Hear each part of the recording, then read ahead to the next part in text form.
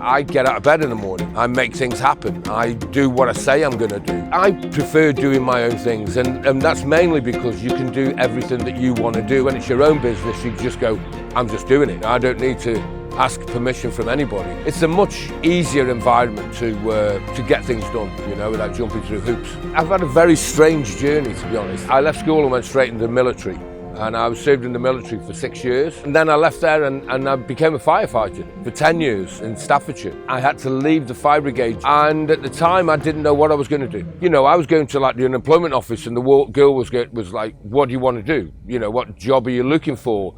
I said, well, I served on an aircraft carrier for 5 years and I've fought fires for 10. So what do you think I want to do? You know, that's not an easy replacement when it comes to adrenaline and job satisfaction and everything else. And about a month later, a good friend of mine who owned a promotion company called Renaissance called me up. And I was always into music. I mean, I've always been a huge fan of music.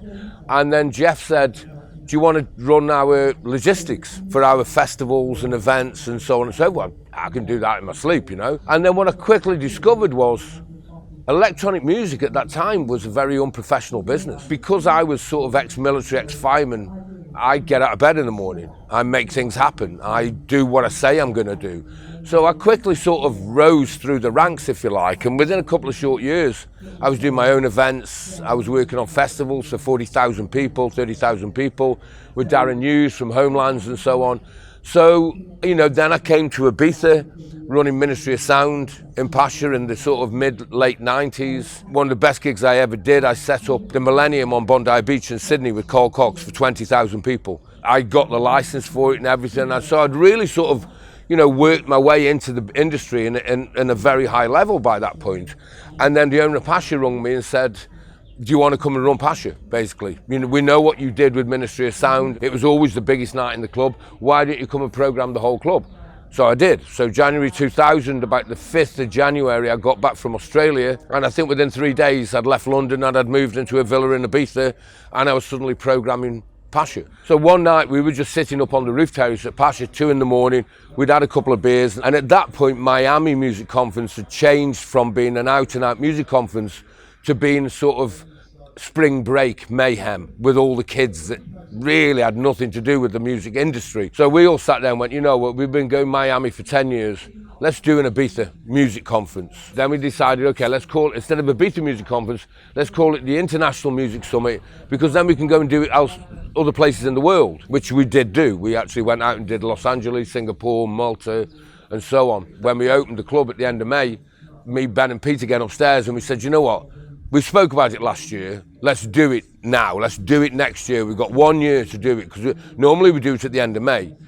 And so we just committed right there and then. We opened a bank account, we put money into it, equal amounts, the 5 partners. Everybody brought their own skill set, if you like, to the partnership, you know. Pete, the presenter, Ben, the curator, me, the booker, living in Ibiza. Mark, promoter, lives in Ibiza. Simeon, production guy, lives in Ibiza. So everything was split 20% each for everybody. Generally, we all agree. We sit and we talk about it.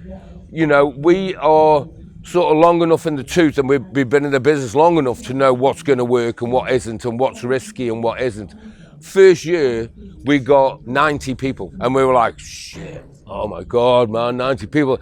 Next year, 250. Next year, 600. Now we do 1,500 delegates or something from all over the world. And it just gets busier every year and gets better every year. I prefer doing my own things, and that's mainly because you can do everything that you want to do or you and your partners want to do. Running Pacha sometimes, I had to argue all the time with the owner to get things done my way, even with a track record that took Pacha to being the best nightclub on the planet at that time. I mean, it was busy 7 nights a week, fully loaded, packed every week. But still, I mean, even when I wanted to do the magazine, I knew we were spending 60 grand a month on outdoor marketing. So my idea was, well, why don't we spend 60 grand a month on our own magazine and charge other people to advertise within it? You know, so it was a very easy solution, but at the same time, I had to argue with the owner to let me do it. Whereas when it's your own business, you just go, I'm just doing it. You know, I don't need to ask permission from anybody. And, you know, the partners, again, we all discuss stuff. Ben has an idea, I have an idea. We discuss it, okay, great, let's do it, we do it. So it's a much easier environment to get things done, you know, without jumping through hoops.